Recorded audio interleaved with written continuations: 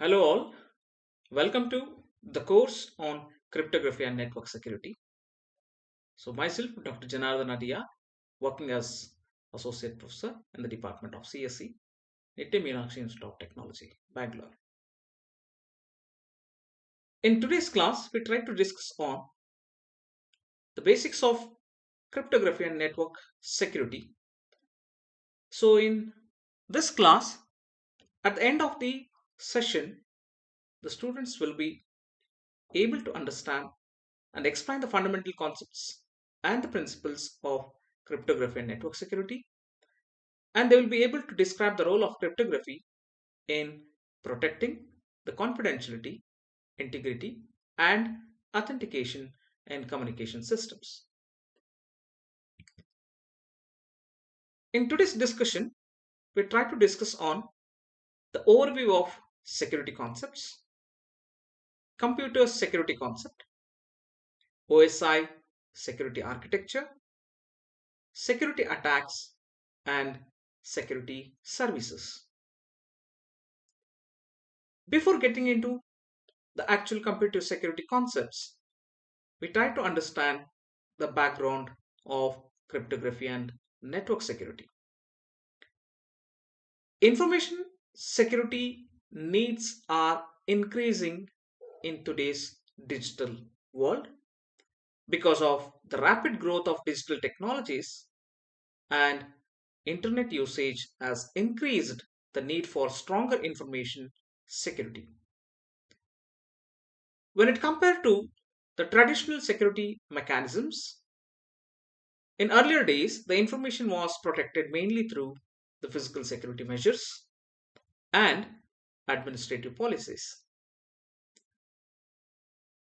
How best we can able to secure the data which is at rest? That is nothing but security for stored digital data. The use of computers requires automated security tools in order to protect the files and other stored digital informations. And also, we require to provide the security when the data is in transit, nothing but during the transmission of data. So, when the data is in transmission through the networks and making use of various communication links, must be protected using the appropriate securities techniques to prevent majorly unauthorized access. When it comes to the definitions, to understand about the basics of cryptography and network security, first we try to understand computer security. It is nothing but it is a collection of tools designed to protect data and to remove the hackers. The second one, we have to be going provide the security for the network. It is nothing but protecting the data during the transmission. And the third one, internet security. It basically measures how we are going to be protecting the data during the transmission over a collection of interconnected networks. So the main goal of the security is the information needs to be hidden from the way on various aspects. The first one is I should be going to protect my information from unauthorized access. That is nothing but we call it as confidentiality. We should maintain the confidentiality of the information. So what we are going to be communicating with the other side. The second one is we need to be going to provide the data integrity. It's nothing but we have to be going to protect our data from unauthorized changes. The data what we are communicating from one side to another side, that should not be get changed. So we have to go on provide the data integrity. And the third security goal is the services what the end users are getting should be available whenever they're required. Nothing but we have to go and provide the availability of the services what the end users are required. So majorly in the cryptography and network security, so these are the three major security goals. The one, confidentiality. The second one, availability. The third one, integrity. So when it comes to the various kinds of an attacks in today digital era, we are going to be classified according to the various security goals. So as I mentioned, the confidentiality is nothing but what are the various kinds of an threats can target on the confidentiality. So here I just listed out a few of the attacks to understand what kind of an attack can able to target on the various security goals. So when it comes to the confidentiality, snooping and traffic analysis, when it comes to the data integrity, so modification of data, masquerading, replaying and repudiation, and when it comes to the availability, the major one is denial of service attack. So these are the ways we are going to be classifying the various kinds of an attacks on the security goals. So when it comes to threatening the confidentiality, as I mentioned, snooping is nothing but an unauthorized access or interception of data what the genuine users are communicating in a day-to-day life. And when it comes to the traffic analysis, so they can able to find some other type of informations by monitoring the online traffic. We have various kinds of tools in order to analyze the network traffic. So by analyzing the network traffic, they can able to get some kind of an information. The another one way of traffic analysis is nothing but finding the electronic address, nothing but an email address of the sender or the receiver. So when it comes to the more integrity, modification, masquerading, and replaying and the repudiation. So in the case of integrity, the data should not be get changed from one end to the other end. So whoever comes in between the user A and the user B, the data should not be get changed. In such a way, we have to be go on provide the security. But still we'll be go on facing threatening towards an integrity, that is modification. After intercepting or accessing the information, the attackers can modify the information to make it beneficial to himself. The second one is masquerading.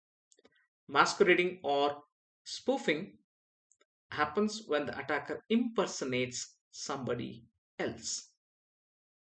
And the third one, replaying attack.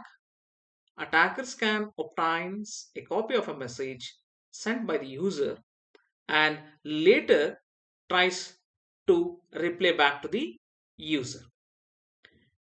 And the fourth one is repudiation. The operations what they have done it, they are not supposed to deny at the later point of time. So that is nothing but whatever kind of an operations they have been conducted during the transmission of whatever the communications they're going to be done, everything will be get recorded. So in definition with respect to the repudiation, performed by one of the two parties communication or the sender or the receiver. They should not be gone deny at the later point. So when it comes to the third one, attacks threatening the availability, the one major is slow down or totally interrupt the service of a system which is going to be given to the end users. So how they will be go on perform this kind of the threats, sending so many bogus requests to the server. The server gets crashed because of the heavy load. So the attacker might intercept and delete the server's response to the client and making the client to believe that the server is not responding.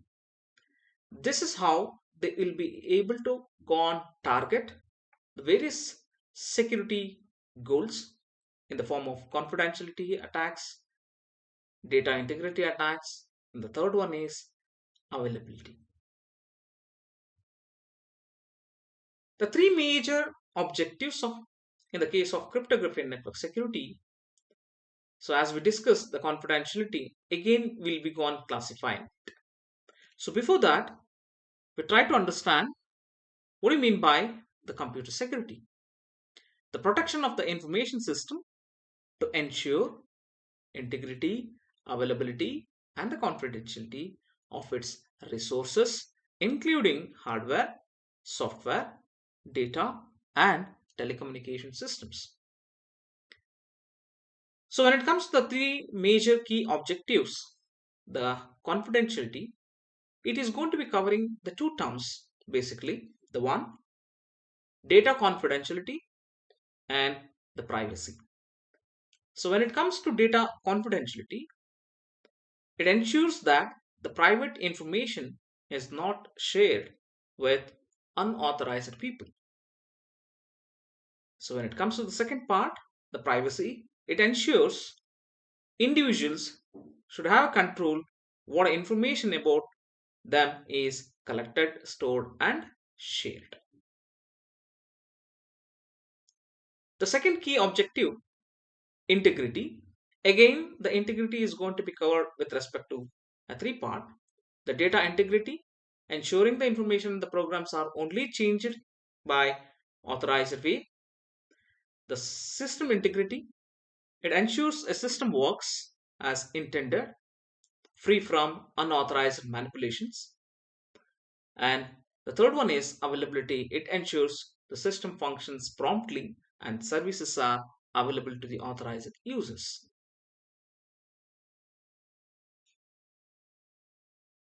So basically, in the case of cryptography and network security, we used to call a CIA triad.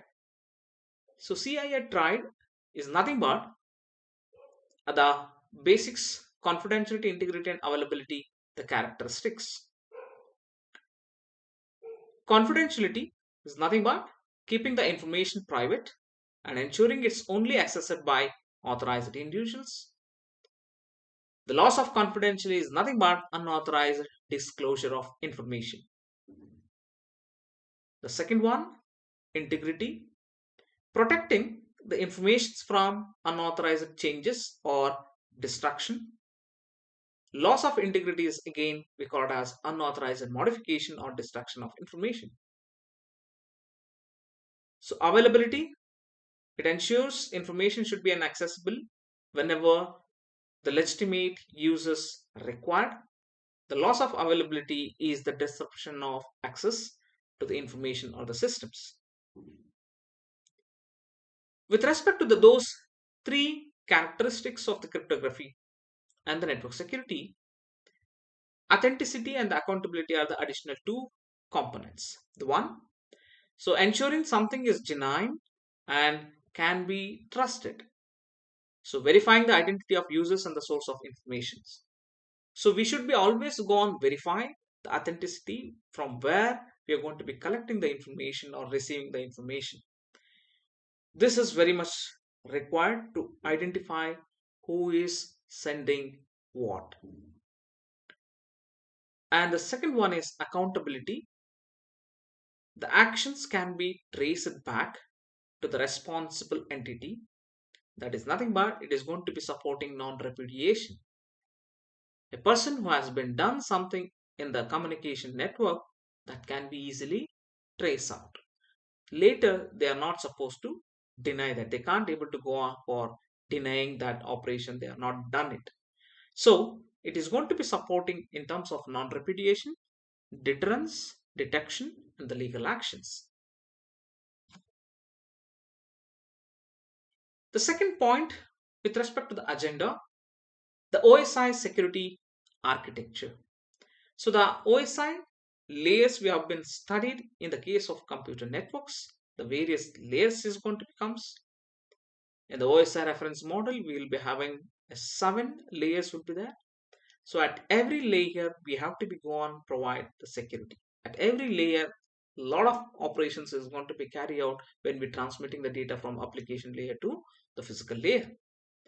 So here in this OSI security architecture, it is focusing on the security attacks, the mechanism, and the services. When it comes to security attack, any action that compromises the security of the information owned by an organization. And when it comes to security mechanism, a process that is designed to detect, prevent, or recover from the security attack has happened. And the services, the processing or communication service that enhance the security of the data processing system and the information transfers of an organization. So these are the major three. Mainly it is going to be focusing by the OSI security architecture. So before getting into the various kinds of the security attacks, mechanisms, and the services, we try to understand the basic differences between threats and attacks. So more commonly, more oftenly, we will be go on use interchangeably the word threat, attack. So what we can able to call it as a threat and what we can call it as an attack. So threat is nothing but a potential cause of harm or damage to a system, such as vulnerabilities that could be exploited by malicious actors. That is we call it as threat. And when it comes to an attack, an intentional action taken to exploit the vulnerability in a system to gain unauthorized access. It is going to be causing a damage or disrupting its complete operations. So this is the differences between threat and attack. So we will be go and get more detailed explanations and the information about threats and attacks in RFC 4949. When it comes to the very first security architecture focus on the security attacks, any action that compromises the security of the information owned by an organization. Information security is about how to prevent attacks or failing that to detect attacks on information based system. We are going to be classified the various kinds of an attacks into two widely classified into two main types. The one is passive attack, the another one is active attacks. Passive attacks, nothing but involving in terms of monitoring or intercepting the information without altering it. They will be go on simply launch the attacks in order to monitor the entire traffic or what kind of communication they are trying to do it without making any changes in the informations. When it comes to the second type, active attacks, these involve attempts to modify, disrupt, or damage a system or data. This is the difference between the passive attacks and the active attacks. So in this figure, we'll be go on identifying how a person in between Alice and the Bob who comes and reads the content what they're trying to communicating it. Bob wants to send some information to Alice. In between the Bob and Alice, Darth comes into picture and he will be go on reads the content, the message from Bob to Alice. He will be simply listening the entire the communication what they're trying to do between Bob and Alice. This is we are going to be called as an passive attacks. So basically the passive attacks are eavesdropping or monitoring the transmissions without altering them. The major goal of the an attacker to obtain the information that is being transmitting. So two types of passive attacks. So release of message contents and the traffic analysis. So by doing these two kinds of an attack, they can able to obtain the information that is being transmitted. So when it comes to active attack, again in between Bob and Alice, Bob wants to send some information to the Alice, but the Darth comes in between Bob and Alice. He will be go on capturing all the messages which is flowing from Bob to Alice, but the message is moving towards Alice. Later, it will be the attacker will be go on to apply the replay attack. So later, those messages will be gets communicating with Alice. So Alice will not come to know who is going to be sending that. So he will be gone assuming that I'm going to be receiving from the Bob. So we always wanted to highlight here authenticity, what we have been identified as one more additional concept with respect to the CIA trade, authenticity, from where we are going to be getting the information. Active attacks present the opposite characteristics of the passive attacks. Whereas passive attacks are difficult to detect, measures are available to prevent their success. On the other hand, it is quite difficult to prevent active attacks, absolutely, because of the wide variety of potential physical, software, and network vulnerabilities. Instead, the goal is to detect the active attacks and to recover from any disruptions or delays caused by them. If the detection has deterrent effect, it may also contribute to prevention. So majorly in the active attacks involves in terms of modifying the data stream or the creation of false data and will be sending into the other side. So active attacks will be majorly divided into four categories: masquerade, replay, modification of messages, and the denial of service. So denial of service is nothing but disrupting the entire services which is going to be providing to the end users. So now we try to understand what kind of the services can able to protect the informations. So here we have a standard the security service we called as X.800 that is going to be provided by the protocol layers of communicating open system and ensures adequate security of the systems or of data transfer. So here we have the 5 categories and the 14 specific services in terms of X.800. The one, authentication. So we have to be gone ensure that entity you are communicating with is who they claim to be. The second one is access control. It prevents the unauthorized users from accessing the resources. So we should be gone put some kind of privileges who can access what information.